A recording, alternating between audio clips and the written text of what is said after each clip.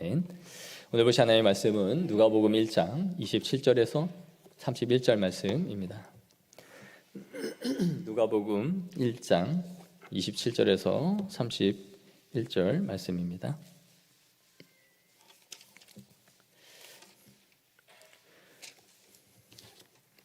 네, 우리 한 목소리로 합독하여 27절부터 보겠습니다. 시작. 다윗의 자손 요셉이라 하는 사람과 약혼한 처녀에게 이르되, 그 처녀의 이름은 마리아라. 그에게 들어가 이르되, 은혜를 받은 자여 평안할지어다. 주께서 너와 함께 하신도다 하니, 처녀가 그 말을 듣고 놀라 이런 인사가 어찌함인가 생각하매 천사가 이르매, 마리아여 무서워하지 말라. 내가 하나님께 은혜를 입었느니라. 보라, 내가 잉태하여 아들을 낳으리니 그 이름을 예수라 하라. 아멘. 오늘 사도신경에서 고백하는 이 세 번째 내용은 성령으로 예수님이 잉태되신과 동정녀 마리아에게서 태어나심에 대해서 우리가 고백하고 있습니다. 예수님을 믿지 않는 사람들이 기적과 이적의 여러 내용들, 성경에 적힌 그런 기사들을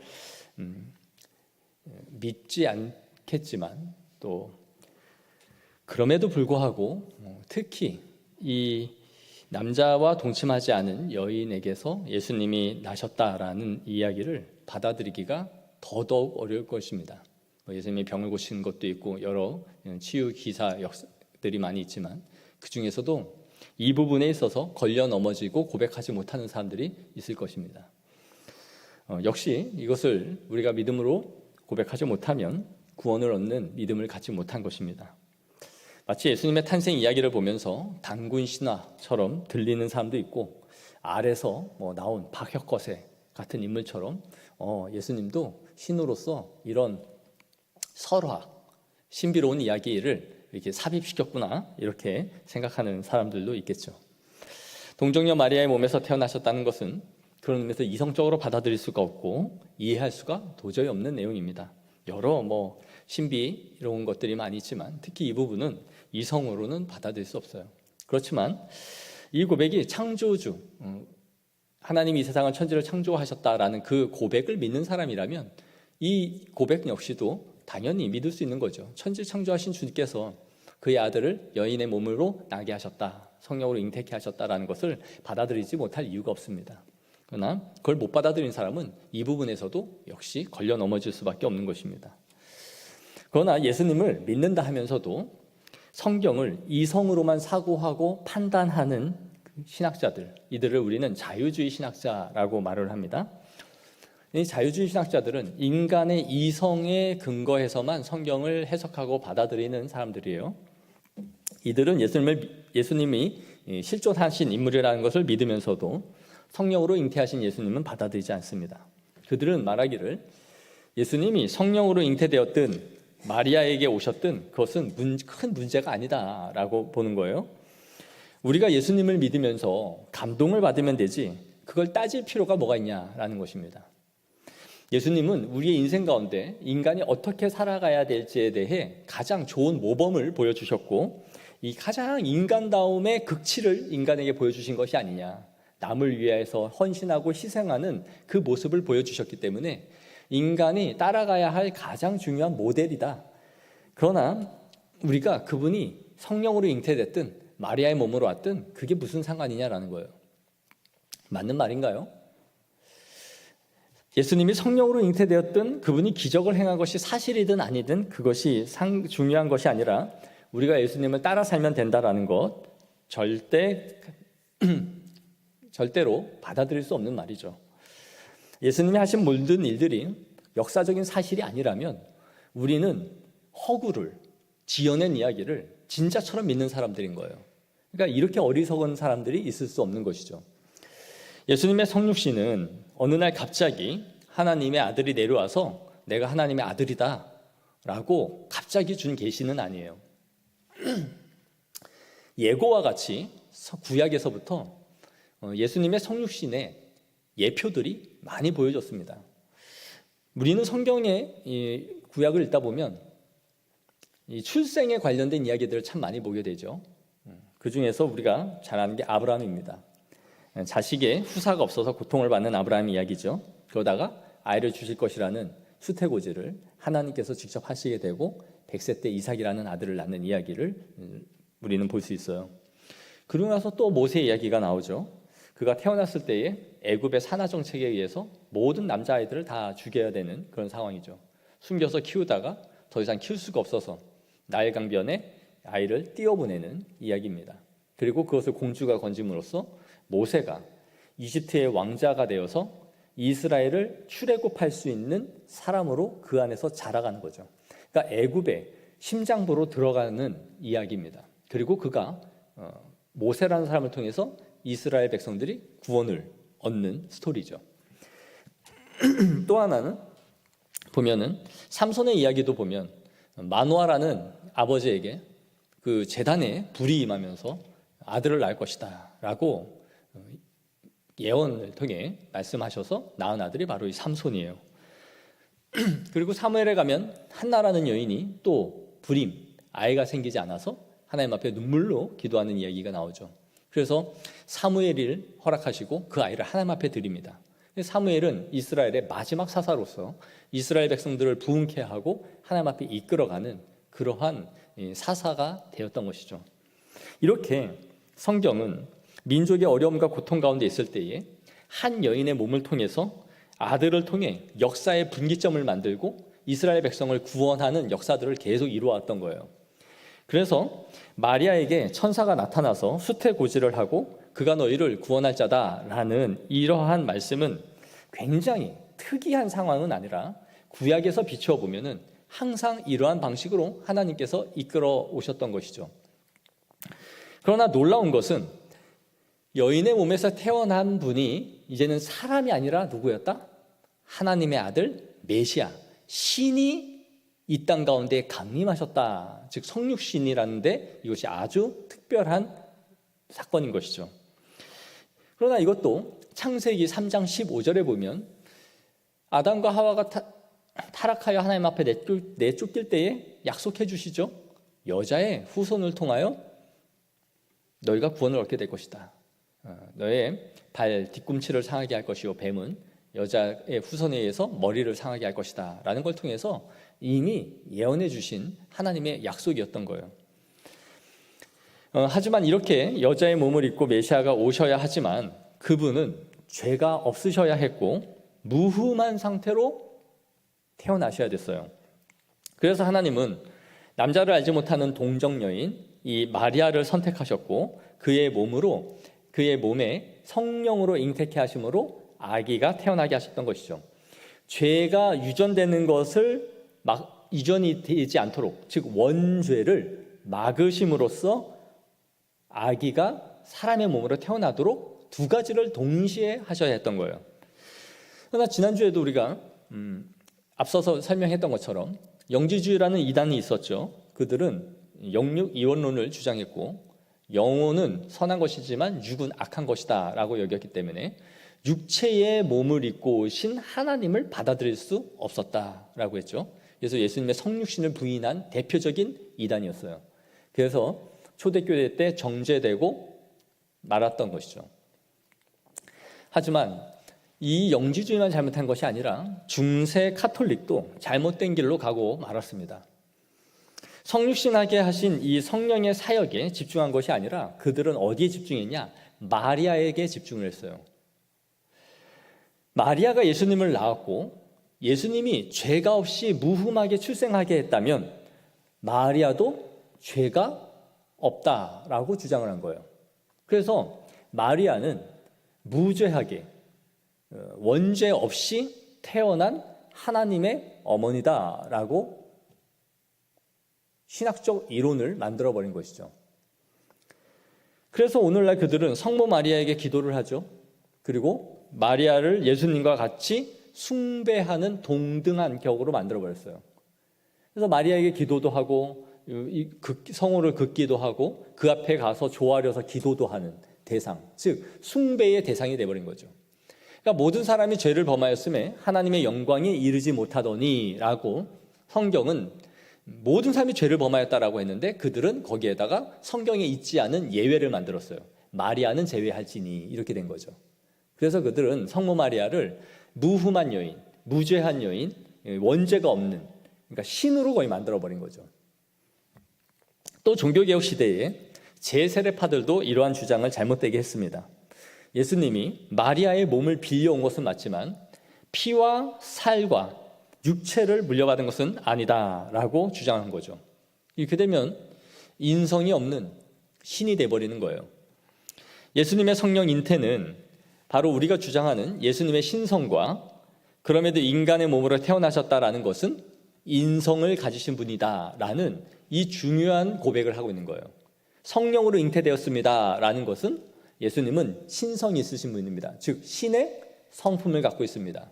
신의 속성이 있습니다라는 것이고, 마리아에게 태어나셨다라는 것은 인성, 인간의 성품, 인간의 속성을 가지신 분입니다라는 거죠. 그래서 우리는 예수님의 신성과 인성을 고백하고 있는 거예요. 그래서 예수님이 신성과 인성을 우리가 고백하는 것, 즉 참 하나님과 참 인간이 되셨다라는 것을 우리가 고백하고 있는데, 이것을 좀 더 어려운 말로 하면 신인 양성의 위격적 연합의 교리다, 이렇게 말하는 거예요. 신인 양성의 위격적 연합. 교리대학 하시는 분들은 배우겠죠. 신인, 어려운 거 없습니다. 신과 인간의 위격, 예수님의 위격 안에 연합되어져 있다. 그거를 신인 양성의 신성과 인성, 양성의 한 위격 안에 연합되어졌다 하여 신인 양성의 위격적 연합이라고 말하는 거예요. 성령으로 예수님이 잉태되셨다는 것은 예수님이 참 하나님으로 이 세상에 오셨다라는 고백이며, 그럼에도 여자의 몸으로 오셨다라는 것은 인성을 가지고 오셨습니다라는 것을 우리가 고백하는 것이죠. 이렇게 또 신성, 인성, 내가 여태까지 수십 년 신앙생활 하면서 이런 설교는 듣도 보도 못했는데 이런 설교를 왜 하지? 이게 이제 비극인 거죠.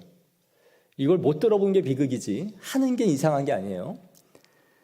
예수님이 신성이건 인성이건 그게 뭐가 그냥 중요하냐. 그거 몰랐을 때도 난 신앙생활 잘했는데, 우리가 예수님을 믿고 있다라는 것으로 충분한 것이 아니냐.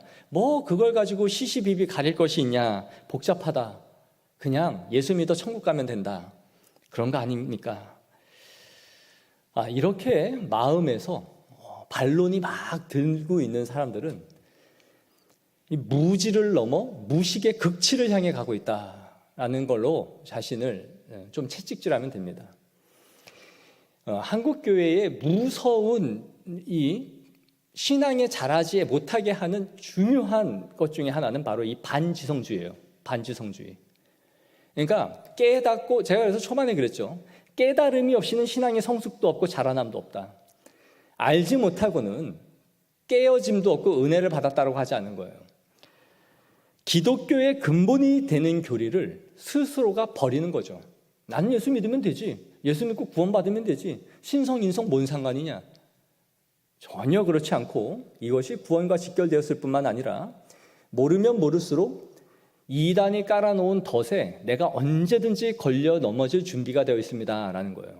그냥 우통을 활짝 벗고 무기 하나 없이 전쟁터로 뛰고 있다라고 보시면 돼요.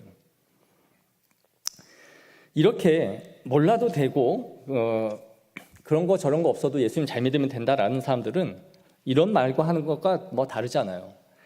부모님이 너를 낳았든 주워왔든 그게 무슨 상관이냐. 지금 네 앞에 있고 네가 부모라고 믿고 여태까지 살았으면 되는 거지. 부모가 너를 주워왔건 입양을 했건 네 친모가 아니건 그게 무슨 상관이냐. 이미 네가 부모라고 믿고 있는데. 그런 건가요?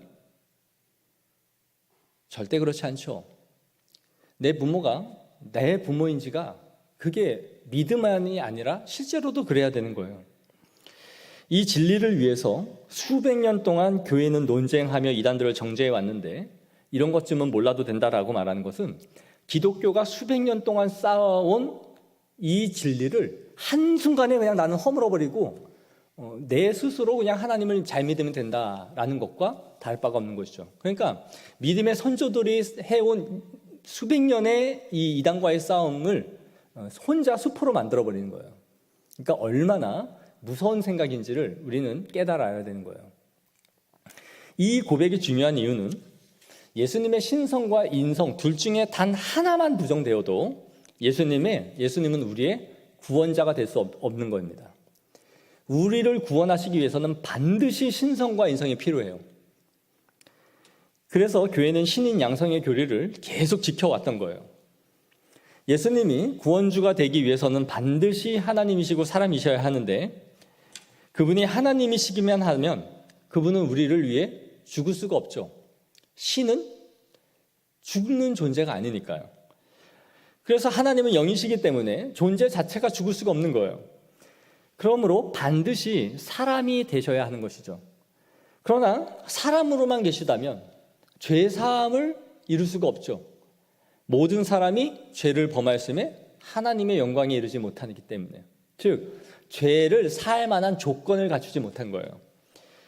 만약에 여러분이 막 누군가에게 맞고 있을 때 누군가가 와서 여러분을 몸으로 덮어주고 감싸주었어요. 그리고 자신이 대신 맞았습니다. 그러나 그 사람의 희생은 거기까지예요. 그 사람을 구해줄 수 있는 힘은 없는 거죠.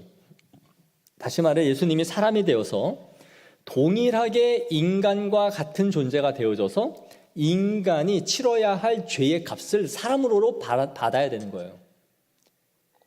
그래서 인간의 죄의 대가, 죄의 값을 그분의 모든 고초를 당하시고 죄의 삭은 사망이라 하였기에 죄의 값을 죽음으로 갚는 거예요.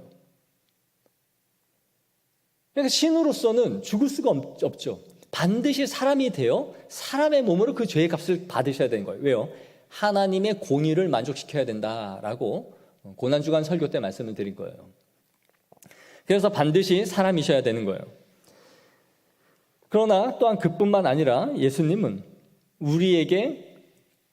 우리를 구원할 수 있는 그 죽음이 그냥 죽음이 아니라 가장 존귀한 자, 흠이 없고 거룩한 어린 양으로서, 유월절 어린 양으로서 예표해 주신 것처럼 구별된 가장 흠이 없는 존재여야 되죠. 그런데 이 세상에 구별된 존재가, 흠이 없는 존재가 어디 있습니까? 그러니까 하나님으로서 인간이 되셔야만 하나님께 온전히 드려질 산 제물이 되는 거예요. 구약에서 예표한 제물이 되는 것이죠. 그래서 이 세상은 자꾸 예수님을 성인으로 만들려 하죠. 석가, 마호메트, 공자, 그리고 예수님을 4대 성인이라 하여 그래도 꽤 극진하게 대접하는 것 같으니까, 야, 대단하다, 그래도 예수님도 성인이네, 이런 생각이 드십니까? 예수님을 굉장히 모욕하는 것이죠. 즉 하나님을 인간의 수준으로 끌어내려서 선한 삶을 살다간 이 세상이 우리가 본받을 만한 좋은 위인으로 만들어버리겠다라는 거예요. 그 안에는 하나님의 아들 되심에 대한 신성을 인정하지 않는 거죠. 이 세상의 그 누구도 예수님이 실존 인물이 아니라거나 예수님이 이 세상에 살아계신 분이 아니다라고 말하는 사람은 없어요. 하나님을 믿지 않는 사람들도 예수님의 존재는 다 믿어요. 단지 뭘로 믿지 않아요? 하나님의 아들 메시아 신성을 믿지 않는 거예요. 인성으로 가둬놓고 있는 것이죠. 예수님은 삼위 하나님 가운데서도 아주 독특한 위치를 갖고 계세요. 성부와 성자 하나님은 신성으로만 존재하시죠. 그러니까 그분들은 영이시고 우리가 볼 수 없는 존재예요. 하지만 예수님은 신성과 인성을 갖고 계신 분으로서 우리가 그분을 볼 수 있어요. 영은 볼 수 없으나 육체로 오신 예수님은 즉 보이는 하나님이신 거예요. 그러니까 예수님을 본 자들에게 너희가 어찌하여 내 아버지를 보이라 하느냐, 나를 본 것은 곧 아버지를 봤다라고 말하는 것이죠. 이보다 위대한 계시가 없는 거예요. 구약의 모든 성도들은 하나님을 보면 죽는 것이다 생각했어요. 거룩하신 하나님은 볼 수 없고 빛으로만 존재하시는 거예요. 그건 맞습니다. 천국 가면 하나님 볼 수 있겠지. 못 봐요. 못 봐요. 목사님 쇼크. 충격. 하나님을 못 본다고요? 천국 갔는데? 못 봅니다. 성령님도 못 봐요. 그분들은 영으로 계시는 분들이에요. 오직 우리는 대면하여 볼 수 있는 존재는 예수 그리스도를 보는 거예요. 그러니까 그분이 신인 양성으로 계시기 때문에 육체로 계시는 예수님을 보는 것이 곧 하나님을 본 거예요. 그럼 눈에 볼 수 없고 담을 수 없는 그 하나님, 영으로 계신 무한한 존재의 그 하나님이 인간이 볼 수 있는 방식으로 이 땅 가운데 강림하신 것은 엄청난 은혜인 거죠. 계시 그 자체요. 계시 그 자체가 이 땅 가운데 우리에게 보여주신 거예요. 하나님이 내려오신 거죠. 그러니까 이 성육신은 인간이 감히 표현할 수 없는 하나님의 위대한 그분의 계획인 거예요. 성육신이야말로 하나님의 사랑의 극치이자 자신의 영광을 우리에게 보여주신 거예요. 볼 수 없는 하나님을 보여주셨단 말이에요. 왜요? 가장 낮은 위치까지 인간의 종의 형상의 몸으로 오신 거니까요. 그러니까 영으로만 계시던 선지하시던 예수 그리스도가, 천지를 창조하시고 온 우주 만물을 다스리시던 그 선지하신 그리스도가 성육신을 하심으로 인성을 취하셨고 그때부터 신인 양성으로 존재하신 것이죠. 예수님이 이 땅에 오신 방법은 그렇기 때문에 초자연적인 것과 자연적인 이 방식의 가장 아름답고 신비로운 조화로 이 땅에 임하신 거예요. 성령으로 잉태하셨으나 그 방식은 지극히 인간적인 방식이었던 것이죠. 어린 아기 예수님을 한번 생각해 보세요. 성령으로 잉태되었지만 마리아라는 한 연약한 여인에게 태어났습니다. 그리고 그 예수는 태어나자마자 죽음에 처해져 있고 어른 손에 의해서 이끌림과 보호를 받지 않으면 죽을 수도 있는 그런 존재예요. 그리고 수많은 바이러스나 의학이 발달하지 못한 가운데 수많은 질병과 병에도 노출될 수 있는 그런 연약한 가운데 예수님이 오신 것이죠. 이것을 볼 때에 예수님의 탄생은 초자연과 자연의 신비로운 역사를 이루면서 하나님의 역사를 이루신 거예요. 한번 생각해 보세요. 하나님의 계획 가운데 예수 그리스도를 이 땅에 보내주시는데 이것은 1.1에게 오차도 없이 이루어져야 되는 거예요. 예수님이 태어났는데 갑자기 헤롯에 의해서 죽임을 당하거나 어떠한 사건에 의해서 봉변을 당하거나 이런 일이 일어나면 안 되죠. 그런데 예수님이 갓난아기로 태어나서 핏덩이가 되어 이 땅 가운데 오셨고 사람의 손에서 젖을 먹고 자라난 거예요. 이 놀라운 하나님의 자연과 초자연의 역사 속에서 그분을 보내주신 것이죠. 우리가 이것을 볼 때에 하나님의 능력과 함께 인간을 사용하셔서 하나님의 거룩한 역사를 이루어 가시는 하나님의 방식을 보게 되는 거예요. 인간을 구원할 메시아를 이 땅에 보내주시면서도 사람을 통해서 그 일을 이루신단 말이에요. 한 여인의 몸을 통해 또 한 사람에 의해서 가르침을 받으면서 예수님의 키와 지혜가 자라가게 하시는 거예요.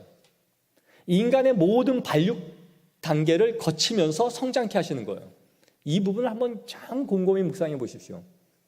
위대하신 하나님께서 말씀으로 천지를 창조하시고 모든 일을 하신 그분께서 로고스를 이 땅에 보내주시면서 왜 이러한 방식을 쓰실까? 왜 30살이 되도록 30년의 기간 동안 성장하게 하시고 목수의 일을 하시면서 그렇게 하셨을까? 굉장한 하나님의 뜻과 신비가 있는 거예요. 인간과 함께 이루어 가시는 하나님의 이 구속의 역사가 인간은 감히 상상할 수 없는 방식이에요. 예수님의 신성과 인성이 중요한 이유는 예수님의 신인 양성으로 계실 때만이 우리의 중보자가 되실 수 있기 때문입니다. 중보자가 뭐예요? 하나님과 인간을 연결하는 가교예요. 중매자라는 거죠. 누군가를 소개시키는 사람. 거룩하신 하나님과 타락한 인간이 도저히 갈 수 없는, 하나님께 더 이상 가까이 갈 수 없는 그 존재에게 예수 그리스도가 중보자가 되셔서 이어주신 거죠. 여러분, 우리가 서양에 있는 외국인과 누군가가 교제를 나누고 싶어요. 그런데 가장 큰 장벽이 있죠. 뭡니까? 언어예요. 그런데 언어를 잘한다고 해서 모든 것이 다 되는 게 아니에요. 그 사람의 인격과 말의 뉘앙스와 성품과 어떠한 때에 이러한 단어를 쓰는지를 잘 알아야 서로 이어줄 수가 있어요. 똑같은 말이라 해도 그 나라의 문화를 알면 알수록 그 말이 사전적인 의미가 아니라 통용되는 말과 그 사람의 스타일에 따라서 이 단어를 잘 쓰는구나. 그래서 그걸 잘 해석해 주는 거죠. 그러면 한국의 문화와 서양의 문화와 이 사람을 너무나 잘 아는 사람이 있어서 찰떡같이 그 말을 잘 통역해 줘야 돼요. 이게 바로 중보자죠. 예수님이 인성을 갖고 있으시기에 인간의 모든 것을 너무나 잘 아세요. 그리고 신성을 갖고 있으시기에 하나님에 대한 모든 것을 잘 알고 계신 분이에요. 그리하여 우리의 영원한 중보자가 되시는 거예요. 그래서 예수님은 하나님과 우리 사이에 끊어진 가교를 지금도 연결하고 계시고 구원의 길을 열어주실 수 있는 자격이 있는 거예요. 이 교리가 우리에게 얼마나 위로와 힘이 되는지를 보십시오.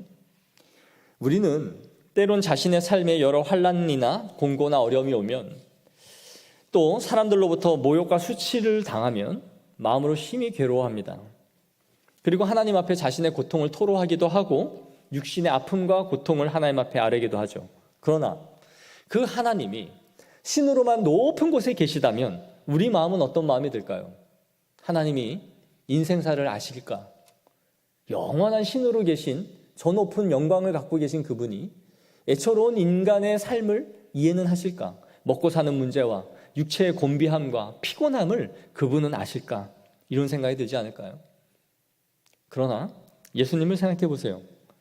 예수님은 육체를 가지고 이 땅에 살아가시면서 피곤하고 곤고하여 배에서 고물을 베고 누워 주무시지 않으면 안 될 만큼 그분은 녹초가 되도록 사역을 하신 분이에요. 생계의 문제를 해결하기 위해 아버지의 일을 도와 목수의 일을 열심히 하셨어요. 그 과정 가운데 못으로 자신의 손을 때리지는 않았을까요? 그 과정 가운데 핥혀지고 못에 긁히는 일은 없었을까요? 더군다나 그분은 많은 사람들에게 유익을 끼치고 선한 일을 하면서도 오명과 누명을 받을 뿐만 아니라 사람들에게 따귀와 헐벗음과 침뱉음이 뭔지를 아시고 수염을 뜯기는 것을 아시고 모욕과 수치가 무엇인지를 다 아셨어요. 그러니 우리가 괴롭습니다. 하나님은 이런 고통 모르실 겁니다. 내가 주의 일 하면서 너무너무 이런 누명 쓰고 오명 쓰는 거 이제는 싫습니다. 그런 말로 우리가 하나님이 나를 모른다 할 수 없어요. 그분은 우리의 심령 깊은 곳을 아시고 우리의 모든 모욕과 어려움과 삶의 질고를 아시는 분이에요. 히브리서 4장 15절에 우리에게 있는 대제사장은 우리의 연약함을 동정하지 못하시리가 아니요 모든 일에 우리와 똑같은 시험을 받으신 이로되 뭐는 없다? 죄는 없으시니라. 예전 성경에는 이것을 체휼하신다 되어 있죠. 우리의 모든 것을 동정하시고 아시는 분이시다. 예수님의 사람인 되심을 생각할 때에 우리는 많은 위로를 얻게 되는 거예요. 그래서 우리는 내 고통과 내 연약함과 어려움과 슬픔 상황 속에서도 예수님이 이 모든 것을 아시고 앞서 행하셨고 나를 위로하실 수 있는 유일한 중보자 예수 그리스도이십니다 라는 것을 우리는 알며 위로를 얻는 것이죠. 그분은 아무것도 모르는 천사의 생애를 둥둥 떠다니면서 오늘은 이 세상에 무슨 일이 일어나는가 보자 그러는 저 멀리 계신 우주 밖에 계신 하나님이 아니에요. 하나님이 이 땅에 성육신하시고 강림하셨다라는 것은 인생의 모든 질고를 몸소 겪으셨다는 걸 의미하는 거예요. 가볍지 않은 교리입니다. 이걸 묵상할 때마다 우리의 성도의 신앙에는 불꽃 같은 위로와 샘이 솟아나는 거예요. 그러나 예수님이 우리의 아픔을 체휼하시고 동정하시는 것뿐만이 아니라 우리를 고통에서 건지시고 해결하실 수 없다면 그것은 의미가 없죠. 바로 우리의 모든 것을 아시는 그분은 우리의 창조주 하나님이신 거예요. 하늘의 모든 권세와 능력과 지혜로 그분의 자녀들을 이끌어 하나님의 품에 안으실 수 있는 신이신 거죠. 신성을 가지신 분이에요. 우리의 모든 것을 아시며 이끄시며 우리를 꿰뚫어 보시는 하나님이신 것입니다. 그리고 그분이 보여주신 영광스러운 신성의 모습은 장차 하늘나라에서 이루어지게 될 영광스럽고 아름다운 우리의 모습이 어떠한지를 우리는 가늠해 보게 되는 거예요. 부활하셔서 승천하신 우리 주 예수 그리스도의 그 아름다운 모습이 장차 우리가 하늘나라에서 덧입게 될 영광스러운 육체의 모습이 어떠할지를 묵상하게 되는 것이죠. 그러므로 예수님의 신성과 인성의 교리는 사변도 아니고 듣도 보도 못한 그런 교리가 아닙니다. 우리가 놓친 교리예요. 우리가 안 가르친 교리예요. 그래서 수많은 이단들이 이 교리에서 쏟아져 나올 수 있는 포문을 열어버린 거예요. 우리는 이 교리를 굳게 붙잡아야 됩니다. 신성과 인성의 교리는 성도에게 위로와 소망을 주며 우리의 가장 친구요 친밀하실 뿐만 아니라 그분은 우리에게 범접할 수 없는 하나님이심을, 하나님의 내재하심과 하나님의 초월하심을 우리에게 주는 위대한 교리인 거예요. 사랑하는 성도 여러분, 이 교리를 깊이 생각해 보십시오. 항상 묵상해야 됩니다. 신인 양성으로 계신 우리 주 예수 그리스도가 우리의 중보자가 되시고 우리의 구원자가 되실 수 있는 자격이 되시기 위해서 이 땅에 오셨구나. 그리고 그분이 흠없는 제물로서 하나님의 아들이시기에 이것을 가능케 하셨구나. 이게 기저가 되어 있지 않으면, 이게 전제가 되어 있지 않으면 우리의 가장 중요한 대속의 교리가 깨뜨려지는 거예요. 그러니 이런 것 좀 몰라도 됩니다. 그냥 신앙생활 잘하면 됩니다. 잘하는 것은 다 율법주의죠. 깡통이죠. 왜 그렇게 가능하고 즐거움과 기쁨이 있는지에 대한 근거 없는 섬김이 되는 거예요. 사랑하는 성도 여러분, 또한 우리는 하나님을 믿게 된 순간 성령으로 잉태되는 사람들이에요. 우리가 성육신을 하진 않았지만 우리는 하나님을 믿게 된 순간 우리도 성령으로 잉태된 사람들이라는 거예요. 하늘로부터 난 자다. 그러니까 우리가 부모의 육신의 몸을 입고 이 땅에 태어났지만 우리가 하나님을 믿어 주로 고백하는 순간 우리는 하늘로부터 난 자들이에요. 그러니까 우리 역시도 성육신이 아니지만 얼마나 감격스러운 위치에 서는 것입니까? 하늘로부터 난 자요 성령으로 잉태된 자들이라고 우리에게 말씀하는 거예요. 성령이 낳은 자요 예수 그리스도의 피값으로 사신 자요. 우리가 성령으로 난 자임을 믿습니다. 니고데모가 물과 성령으로 거듭나지 아니하면 하늘나라를 볼 수 없다고 예수님이 말씀하시면서 우리가 위로부터 즉 성령으로 다시 태어나야 한다라고 말씀해 주셨잖아요. 그렇다는 것은 우리가 예수 그리스도를 믿는 순간 우리는 이미 성령으로 났고 예수님의 피값으로 샀고 중보자 예수 그리스도와 연결된 사람들이에요. 우리는 하나님을 직접적으로 부를 수도 없고 그분을 만날 수가 없어요. 내가 하나님을 직접 만나는 게 아니에요. 우리에게는 중보자 예수 그리스도를 통해 하나님을 만나는 거예요. 그래서 나로 말미암지 않고는 아버지께로 올 자가 없다라고 말씀하시는 거예요. 카톨릭은 이걸 잘못 이해하여 사제가 성도를 하나님께 연결하는 매개체가 되지 않고는 하나님을 만날 수 없다라고 가버렸죠. 그러나 우리는 아니에요. 우리에게는 사람의 중보자는 필요 없지만 예수 그리스도의 영원한 중보로 하나님 앞에 나아가는 것인 줄 믿습니다. 우리가 기도할 수 있는 것, 우리의 부족한 섬김도 하나님이 받아주시는 것 다 중보자 예수 그리스도를 받으셨기 때문입니다. 이 은혜가 우리에게 위로와 힘과 능력이 되는 성도들이 되어지기를 소망합니다.